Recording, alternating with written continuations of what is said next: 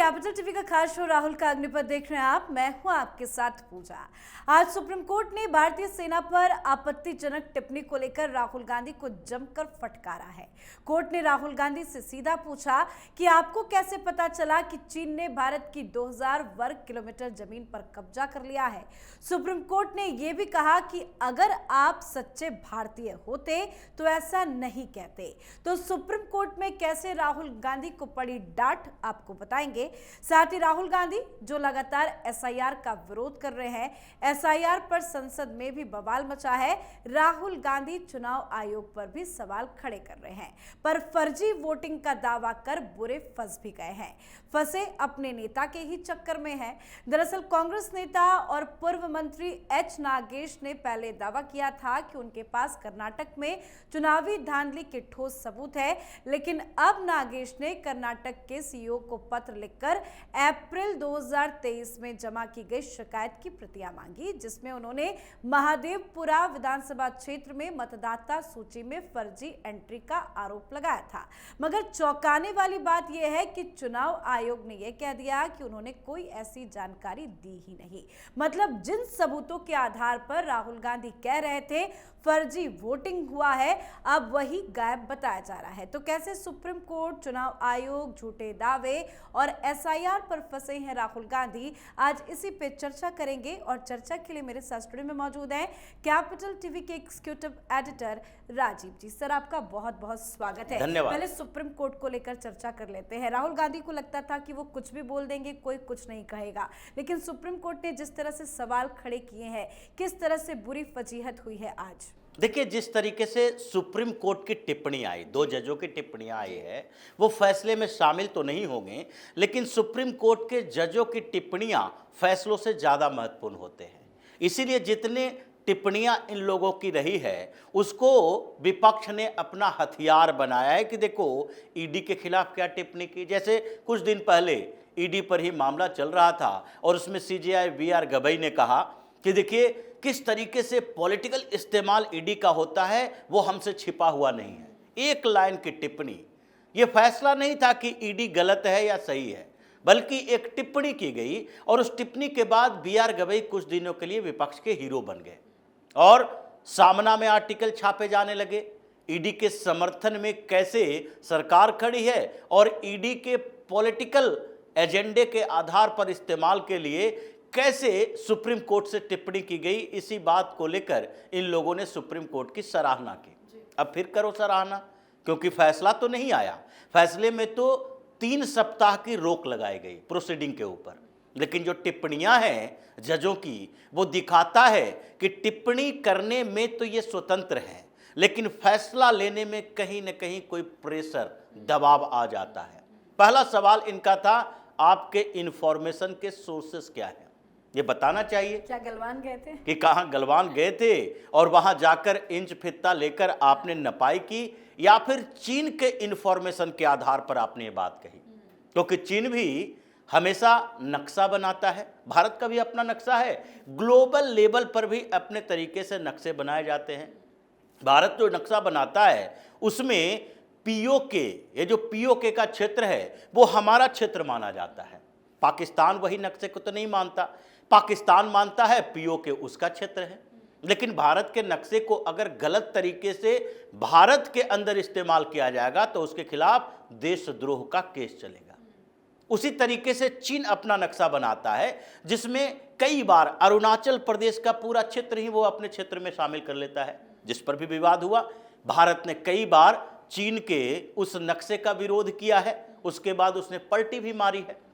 लद्दाख का क्षेत्र है, सियाचिन ग्लेशियर है, इन जगहों पर चीन के नक्शे और भारत के नक्शे में अंतर होता है। और वहां पर जो एलएसी है, लाइन ऑफ एक्चुअल कंट्रोल, उन जगहों पर एक वर्चुअल लाइन है, कोई ऐसे फेंसिंग नहीं है, वर्चुअल लाइन है, जिसको माना जाता है कि ये भारत का हिस्सा, ये चीन का हिस्सा है।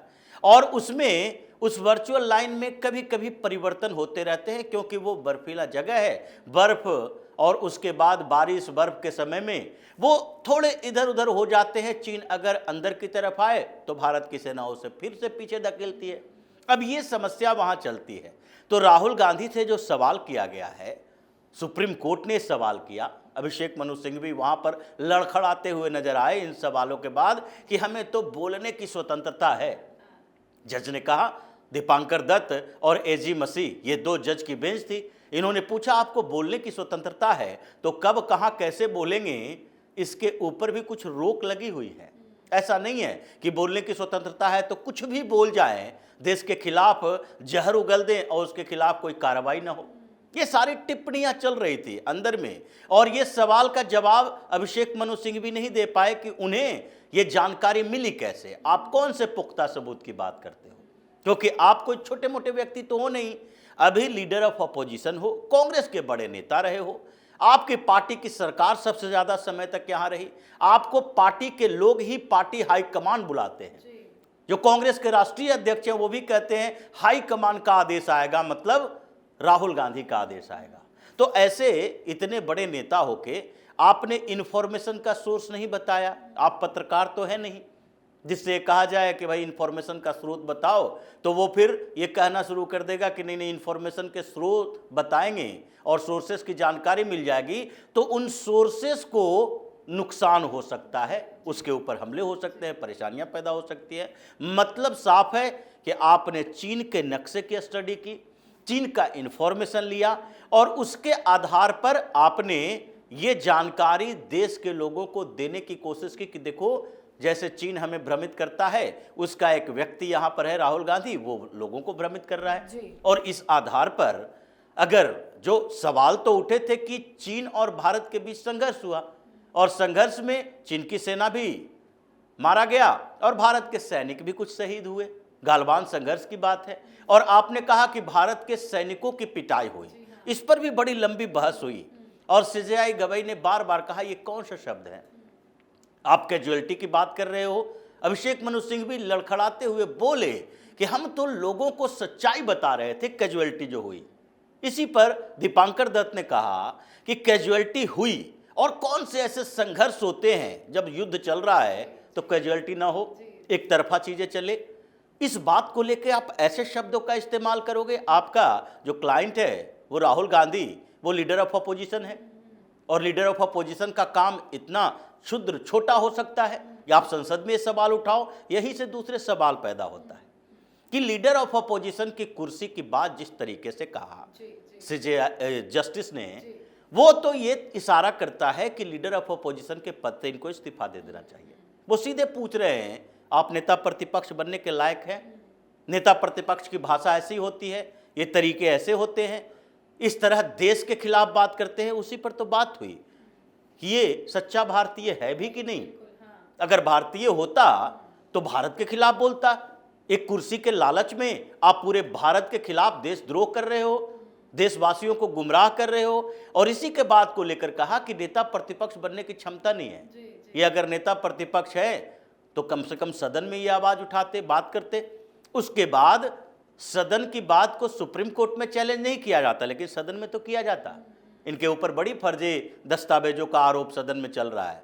और पिछली बार जैसे इथिक्स कमेटी से महुआ मोइत्रा को बाहर कर दिया था, संसद की सदस्यता छीन ली थी, इस बार राहुल गांधी की छिन जाती। अगर ऐसे आंकड़े पेश करते तो ये न सदन में जा सकते ये दस्तावेज लेकर, न बाहर बोल सकते, लेकिन फिर भी नेता प्रतिपक्ष बने रहेंगे। ये तो इनके लिए शर्मनाक बात है। भारतीय जनता पार्टी को इस सवाल को उठाना चाहिए, क्योंकि अभी तक लगातार सुप्रीम कोर्ट के टिप्पणियों का फायदा इन लोगों ने उठाया है। अब इन लोगों के खिलाफ जो टिप्पणी हुई उसमें भी राहुल गांधी के खिलाफ इस लेवल पर टिप्पणी की गई है, भारतीयता पर सवाल उठाया गया, देश का गद्दार बताया गया और नेता प्रतिपक्ष होने पर इनके ऊपर शक किया गया कि ऐसे व्यक्ति को रहना चाहिए या नहीं। इनकी नेता प्रतिपक्ष की कुर्सी छीन जाती।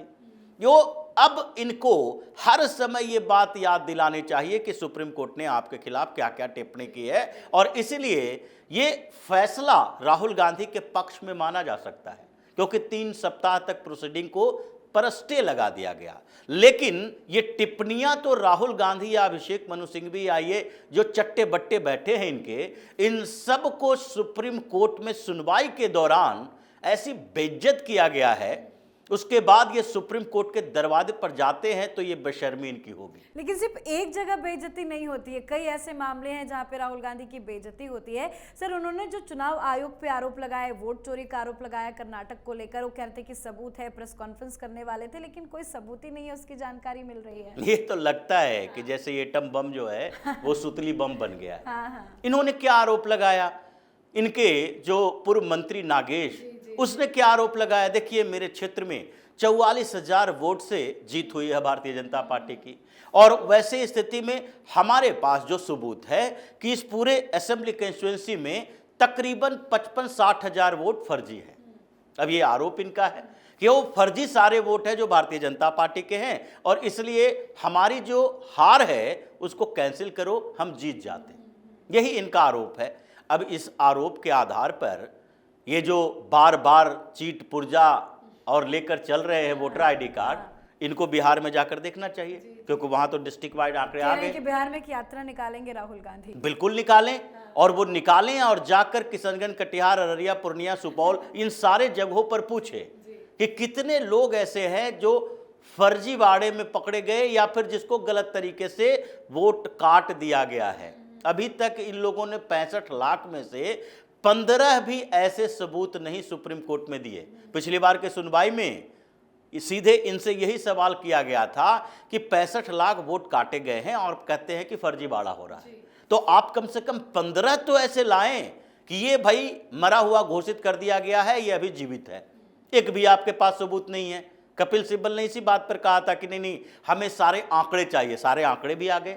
अब बताओ, अगर किशनगंज से इसका सांसद राहुल गांधी का जीतता है 59,000 वोट से, और वहां पर 2,73,000 फर्जी वोट चुनाव आयोग ने पकड़े, तो ये कौन सा वोटर है?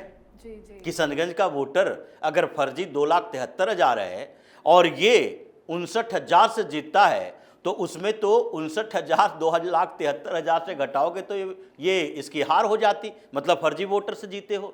कटिहार में इसी का तारिक अनवर जीता हुआ है। ये पूरे मुस्लिम बाहुल इलाके हैं, वहां पर 1,58,000 वोट कटे, और वहां पर आप जीते कितने से? 49,000 वोटों से। उसको भी सांसद से इस्तीफा दिलवाओ। पूर्णिया से पप्पू यादव जीता है, जो अभी कांग्रेस का मेंबर बन गया, लेकिन पप्पू यादव, वो उसके क्षेत्र से तकरीबन 2.25 लाख वोट कटे हैं, उसको भी हटा दो कि नहीं ये सब इस्तीफा देंगे क्योंकि यहां फर्जी वोटिंग थे। ये पहले से जो वोट फर्जी हो रहा था, कंप्लेन चुनाव आयोग के पास गया और उसी के लिए एसआईआर की प्रक्रिया आई कि इसको सुधारा जाना चाहिए। अब इन लोगों के कुतर्कों का जवाब सुप्रीम कोर्ट में सीधे चुनाव आयोग देने वाला है, और उसके बाद अभी तो स्थगित कर दिया इन लोगों ने शिबू सोरेन की बात करके कि अभी आंदोलन 8 अगस्त तक स्थगित रहेगा, 8 अगस्त के बाद आंदोलन करो। असली वजह तो यही थी कि आंदोलन को स्थगित करने का एक बहाना मिला। शिबू सोरेन के लिए इतने समय तक स्थगित करने की जरूरत नहीं थी। एक दिन अंतिम संस्कार में जा रहे थे, मल्लिकार्जुन खड़गे हो, सुरजेवाला और राहुल गांधी हो, उसके बाद आंदोलन कर सकता था। असली वजह यही है कि 7 अगस्त को जो इंडिया अलायंस की बैठक होने वाली है, और उसके बाद इनको लग रहा है कि पूरे देश में अगर देखते हैं तो कांग्रेस आगे बढ़ रही है, हंगामा कर रही है। बिहार में तो चुनाव होने वाला है, तो तेजस्वी भी साथ दे रहा है, और तो कोई साथ ही नहीं दे रहा। तो इसलिए सबको बुलाओ कि एसआईआर की प्रक्रिया के खिलाफ अलग अलग राज्यों में हम हंगामा करेंगे। इसलिए ये ह्यूमिलिएशन तो इनके लिए अब सामान्य बात हो गई है, हर जगह बेइज्जत होकर ही बाहर आता है। जी, बहुत बहुत धन्यवाद सर समझाने। धन्यवाद। तो अपने ही नेता के दावे पर घिर गए हैं राहुल गांधी। राहुल गांधी का आरोप है कि बीजेपी ने मतदाता सूची में हेरफेर कर जीत हासिल की, लेकिन बिना सबूत के ये दावा हवा में लटक रही है। वैसे ये कोई पहली बार नहीं है, नई बात नहीं है। राहुल गांधी हमेशा बिना पक्के सबूत के झूठ बोलते हैं, आरोप लगाते हैं, पर इस बार राहुल गांधी को झूठ बोलना महंगा पड़ रहा है। वैसे ही सेना का अपमान कर राहुल गांधी की सुप्रीम कोर्ट में घोर बेइज्जती भी हो चुकी है। तो आपकी क्या राय है, कमेंट करके लिखिएगा। देखते रहिए कैपिटल टीवी। नमस्कार।